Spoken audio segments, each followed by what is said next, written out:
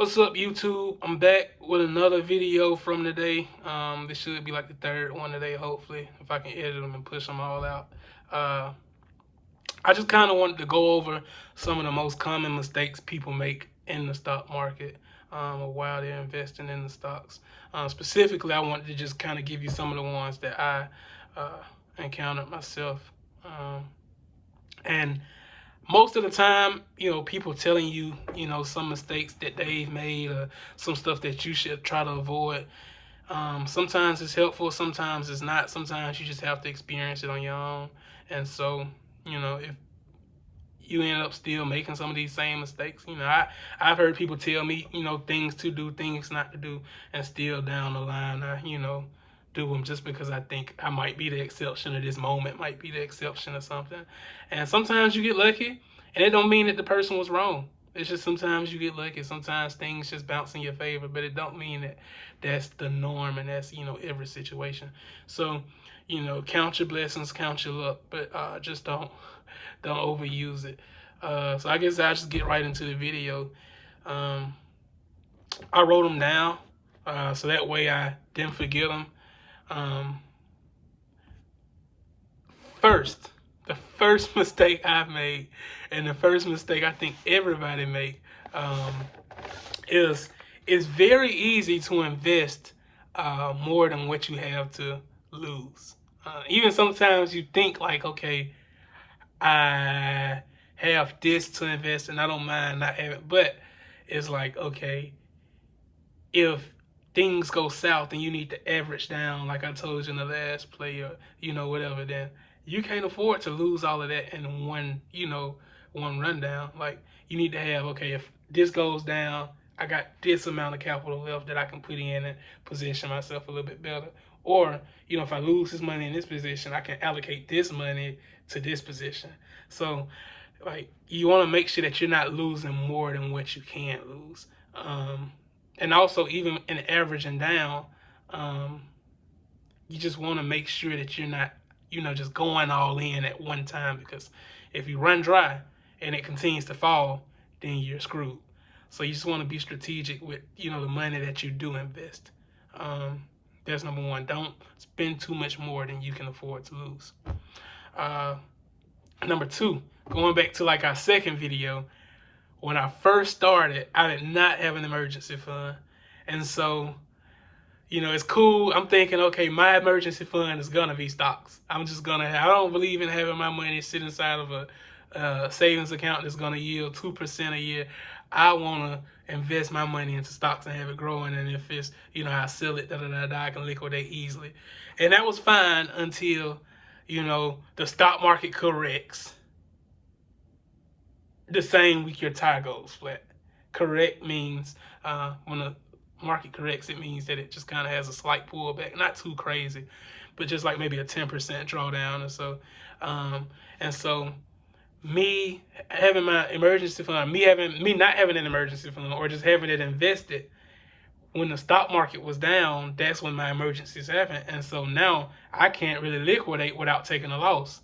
If I just kept the money uninvested, I would actually have more money to put towards my emergency. But the fact that I invested the money, the emergency occurred while the money was invested, and the money is down, I'm now at a loss. So let's just make sure that we have a savings account that's easily liquidable, and you got access to it whenever you need it, and it's not, it's not in something that's down 10% or 5% or whatever. Let's just make sure we got good cash on hand. Also, I bought into the hype of a lot of companies.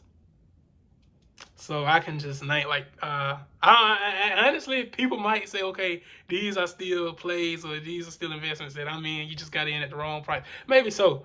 But like I said in the last video, if this is not a top 4 company, top 3, top 2 company, I don't want to be involved in it. And so I was just doing a lot like Zomedica, Tilray, a lot of crazy stuff. I was just jumping in and trying to run up, and I even got in GameStop. Now that one worked out for me. I got into GameStop, and I made a little bit of money off of it. But Just by God's grace, by God's mercy, I didn't lose, a lot of money. But I got into GameStop. It kind of worked out pretty nice, and I got out. But you know, that mindset that allowed me to do that was the same mindset that allowed me to get into the ones where I lost a lot of money, like into those options that expire 2 weeks from now, option contracts or whatever. So you just want to make sure, like we'll get into all that, but you just want to make sure that you do not buy into the hype. You don't want to go on Facebook and see everybody talking about Dogecoin or about GameStop or about AMC, and then you go and get in it just because you see everybody else talking about it. Buy into solid companies that are in a good buy zone that we went over last video. Don't just buy into the hype of what this company is doing or they're going to do this next year, make sure that they have solid financials to back them up and everything. I actually got into a company called Virgin Galactic.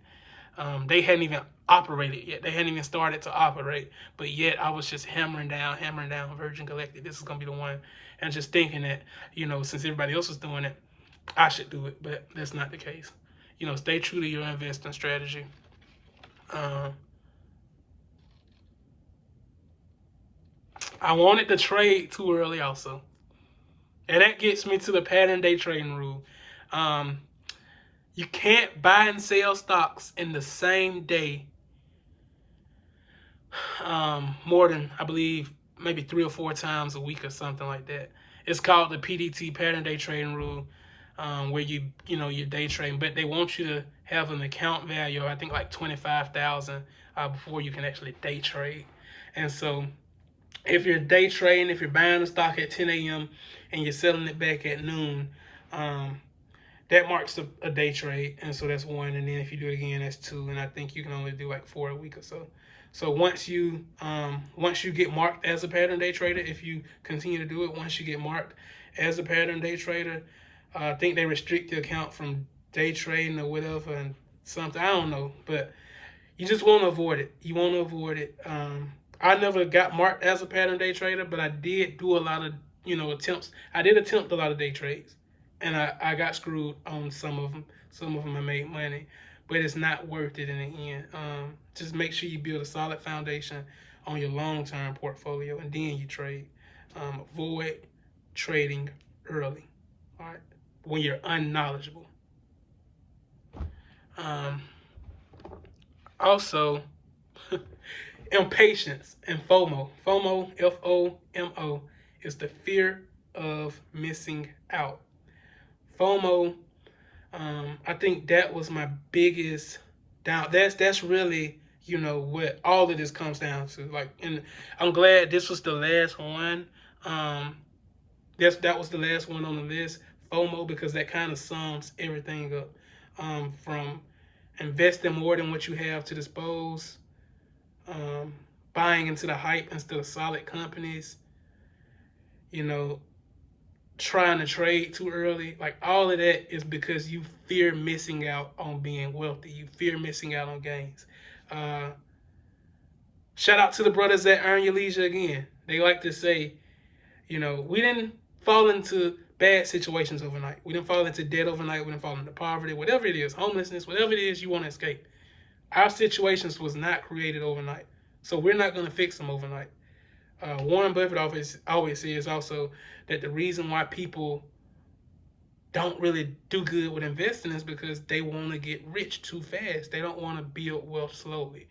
And so you must have patience. You must have patience. If you don't take away anything from this video, take away that you must have patience. Even when you do start trading, you must have patience. You have to be fine with looking at your account in red. You have to be fine with seeing a sea of red. But you have to maintain composure and patience. Fear of missing out, it'll get you sometimes. You want to wait for something to fall to a certain price, and then you see it start to go up, and you're like, oh, hold on, I really wanted to get in this, and you jump in, and then it retraces. Like, no. So you want to make sure that you're not too focused on other stuff. Just focus on what's at home and what's at bad and things you can do. All right, only make good decisions. Not every decision you make, not every good decision leads to a good consequence. You know, some good deeds go punished, but make good decisions. That's what you can control. The consequence will be controlled by God, the universe, whatever you believe in. For me, it's God. But yeah, that's pretty much it. And also, another thing that I would say is that don't lack confidence. Be confident in your investing style. Be confident in your investing strategy. You know why you're investing. You know why you're investing. As long as the decisions that you're willing to make aligns with the reason or the motive for you investing, it's a great decision. You know, if you're here for the right reason and the decisions that you make align with the reasons why you're here, then those are good decisions. But if you're here for the wrong reasons and your decisions align with those reasons, then those are bad decisions. If you're here for the right reason and your decision doesn't align with why you're here, then that's a bad decision. So that's pretty much it. I'll just go over them again. I invested more than what I had to dispose. No emergency fund. I brought into the hype of companies instead of buying into solid companies.